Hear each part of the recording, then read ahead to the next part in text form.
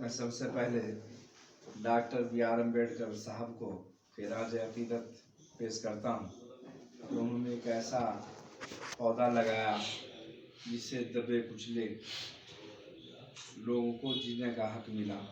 मैं दिल की गहराइयों से उन्हें खिराज अकीदत पेश करता हूँ। और इस प्रोग्राम के जो आयोजक हैं उन्हें और मेरे सीनियर साथी मेरे साथ सबसे पहले हम सभासद बने थे, चाहर साहब, बलवंत सिंह जी और मैं कमेला कॉलोनी से बना था। तब से हमारा ताल्लुक़ है। इस मिशन को बड़ी मजबूती के साथ हर स्टेज से पढ़ते थे, बताते थे, लोगों को जोड़ते थे। क्या हो ये जो पौधा लगाया डॉक्टर साहब ने, इसके साए के नीचे वो लोग आराम करेंगे जिन्हें कभी इंसाफ नहीं मिला, जिन्हें जीने का हक नहीं था, जानवरों की तरह जिन लोगों को मजबूर किया जाता था जीने के लिए। तो डॉक्टर साहब को मैं एक शेर के साथ अपनी बात कहना चाहता हूँ कि गरीबों के बच्चे भी ज़हीन हैं लेकिन, गरीबों के बच्चे भी ज़हीन हैं लेकिन बढ़ते हुए हौसले दबाए जाते हैं। अरे जिंदगी में अगर रोशनी चाहो तो ये बात जान लो यारो कि ये चिराग खुद नहीं जलते, चिराग जलाए जाते हैं। हमें एक रास्ता दिखला दिया, कितनी मशक्क़तें उठाई, कितनी कठिनाइयों से, किन किन कांटे भरे रास्तों से गुजरना पड़ा। इसके लिए आप अपने समाज के लिए पूरी जिंदगी अपना सब कुछ कुर्बान कर दिया। तो वो रास्ता जो हमें दिखला के गए डॉक्टर साहब, उसे हमें छोड़ना नहीं है। उसी पे चलने से सबका भला है, वो किसी के खिलाफ नहीं है। उस रास्ते पर चलने के लिए तो जो इंसान की दुनिया के अंदर पैदा हुआ, उन्हें सबको जीने का, खाने का, पहनने का, रहने का अधिकार है। बराबरी की एक ही सफ के अंदर खड़े हो गए महमूद और अयाज, ना कोई बंदा रहा ना कोई बंदा नवाज। बस इतनी सी तो बात है डॉक्टर साहब। और आखिरी जब ये बात लोगों की समझ के अंदर आई तो जो लोग मजबूर करते थे हमें तंग कपड़ा देने के लिए कि हमारी बेटियां अपना सतर भी नहीं ढक सकती थी, पत्तों से अपना सतर जिस्म ढकती थी, क्या यही इंसानियत थी, यही बराबरी थी क्या? मैंने म्युनिसिपल एक्ट 1916 जो अंग्रेजों ने संविधान, उसके अंदर एक व्यवस्था कि अगर कोई सफाई कर्मचारी बगैर एप्लीकेशन दिए गैर हाजिर हो गया तो उसे सजाए मौत तक की सजा थी। मतलब एक आदमी का अगर छुट्टी बिल इत्तेफाक कोई हादसा हो गया, ड्यूटी नहीं आ सका सफाई कर्मचारी, तो उसे मौत तक की सजा दी जा सकती थी। अब आके उसमें संशोधन हुआ। तो यार ये जातीय जुल्म नहीं था तो और ये क्या था? तो उससे लड़ने के लिए किन किन रास्तों से गुजरना पड़ा, पत्थर खाने पड़े, कांटों के रास्ते से। ये नहीं गांव में रहने की वो नहीं दी, पढ़ने के लिए किताबें छीन ली और तरह तरह की हरकतें की। डॉक्टर साहब ने जो कुर्बानियाँ दी हैं उन एक खाली एक बिरादरी के लिए नहीं बल्कि उन सब दबे कुचलों के लिए। कि हमारे यहाँ भी एक सोच थी मनुवादी कि सिर्फ हमारे यहाँ दो ही बिरादरियां रह गई थी क्या, कि वही MP और MLA बनेंगे, वही जिम्मेदार रहेंगे, बाकी बिरादरियां कहाँ जाएंगी भाई? उन्हें भी उनके साथ भी बिल्कुल वही था। तो उन सबको रास्ता दिखलाया और उन सबको एक झंडे के नीचे आना चाहिए और वो तभी अपना हक पा सकते हैं इस झंडे के नीचे रह के। अगर इसे मजबूती के साथ पकड़ेंगे तो यार नगर पालिका के सभासद से लेके और राष्ट्रपति तक वो सब तुम्हारा है, किसी और का नहीं।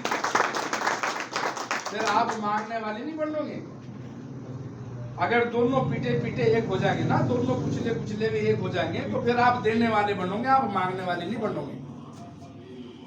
और उस तमाम तारीख को पश्च मंजर रखते हुए मैं एक शेर और कहना चाहता हूं कि समझ रहे थे जो अब तक वो अब ना समझा जाए, कि समझ रहे थे जो अब तक जो जहनी तौर पे गुलाम हो गए थे। डॉक्टर साहब ने उन्हें उनका जमीर जगाया, उनके अंदर एक लौ ऐसी जगा दी कि वो खड़े हो गए सतून की तरह। कि समझ रहे थे जो अब तक वो अब न समझा जाए, मेरा वजूद यहाँ बेसबब न समझा जाए, और हमारे दिल में जो होता है हम साफ साफ कह देते हैं, सो इस खता पे हमको बेअदब न समझा जाए।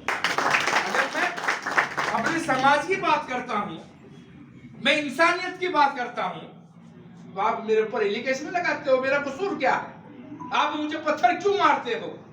अगर मेरी घर से कोई बच्ची तालीम देने के लिए दूसरी बच्चियों को जाती है, उसमें गोबर क्यों मारते हो?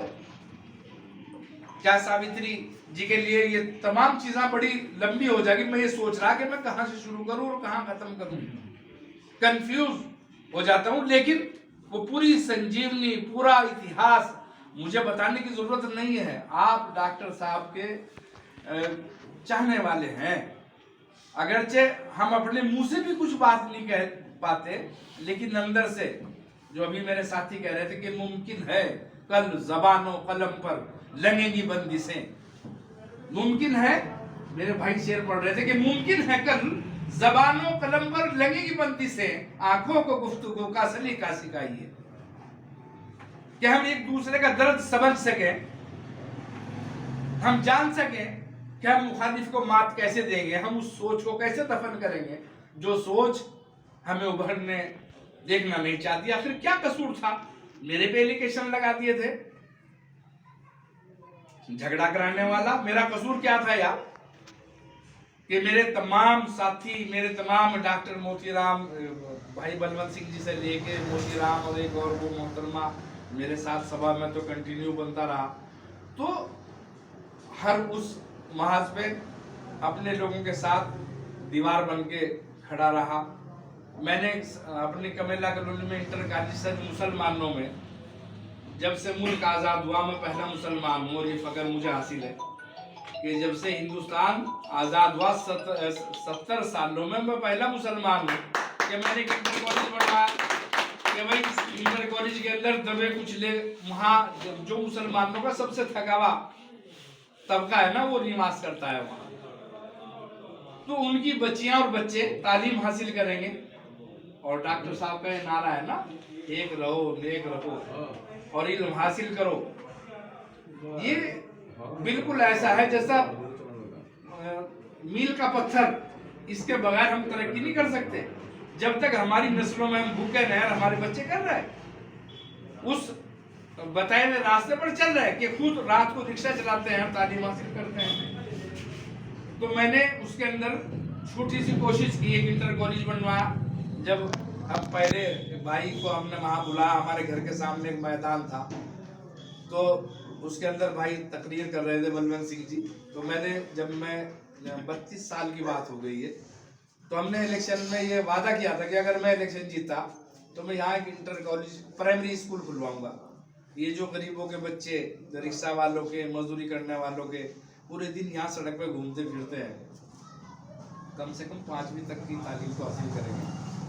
और जब मैं जीत गया तो मैंने जिस साहिब हैसियत आदमी से कहा, भाई तेरे पास 5 मकान है, तो दे दे स्कूल के लिए, तो हाँ हूँ करेगा। आखिर मुझे गाली देने लगे। उन्होंने कहा भैया बड़ा तालीम वाला है, अपना घर दे देना। मेरे कुछ जानने वाले भी थे, उन्होंने कहा भाई तुम पढ़ने गए थे, उसने ये कहा, मैंने कहा जी, कि उन्होंने गाली भी दी, जो आप इतना अगर लगा हुआ है तो अपना घर दे दे। मैं कहा अच्छा। मैं शिक्षा विभाग यहाँ कचहरी आया, हल्फे अभियान और एक एप्लीकेशन शिक्षा विभाग में अपना घर लिख के दिया। कबाड़ी बाजार की पाठशाला सबसे पहले मेरे घर में निःशुल्क, नीचे बच्चे पढ़ते थे, ऊपर हम रहते थे। तो हमने कोशिश की कि भाई इन गरीबों के बच्चे 3 साल तक 800 बच्चे हो गए। दोबारा इलेक्शन हुआ, फिर जीत गए। राज दुलारी गर्ग जी चेयरमैन बनी, वो हमारे घर आई। उन्होंने देखा पीछे प्लॉट में primary school, junior high school, एक जच्चा बच्चा अस्पताल, पानी की टंकी, ये सब चीज़ें आपने दी। फिर इंटर कॉलेज, तो वो जो चोट कर रहा था, बेसिक जो पॉइंट था, वो नब्ज दब रही थी, उसके ऊपर हम पे इल्जाम लगा दिया कि हमने झगड़ा करा दिया। और तो ये होना चाहिए ना, हमने सजा भी भोगी, हम मुकदमा भी जीते, और फिर उसके बाद हमने कहा लो अब आप खुदा के घर जो है, इन पे इस तरह की बातें या इस तरह के झगड़े नहीं होने चाहिए। वो एक मानसिक सोच की बात थी। मेरी बात ज़्यादा लंबी हो गई, मैं अपनी बात को यहीं इख्तिताम करता हूँ। और यहाँ जितने लोग RPI के चाहने वाले या डॉक्टर BR अम्बेडकर से मोहब्बत रखने वाले, उन सबों को मुबारकबाद पेश करता हूँ और उनसे इल्तमास करता हूँ कि इस पैगाम को मजबूती के साथ पकड़ें और आगे अपने साथ लोगों को जोड़ें। तभी उनका असली मिशन जो वो चाहते थे कि मैं अपनी ज़िंदगी में किसी दलित समाज के लोगों को सरकार में, क्योंकि उन्होंने तो संविधान सभा में नहीं जाना चाहते। आपने आपको नहीं मालूम कि डॉक्टर साहब ने जब पर्चा भरा उन्हें किस तरह किस आदमी से हरवाया था। इस आदमी को उनके मुकाबले में खड़ा करके अपने रसोइये को खड़ा कर दिया और रसोइये को खड़ा करके उन्हें ये फकर हमें हासिल था कि हमारे इस्लाम की तारीख अगर कोई पढ़े तो उसे पता लगे। बहुत सारे लोग हैं ना कि इस्लाम को बदनाम करने में लगे हैं। डॉक्टर साहब और दिल की गहराइयों से खुशामदीद कहता हूँ। शुक्रिया।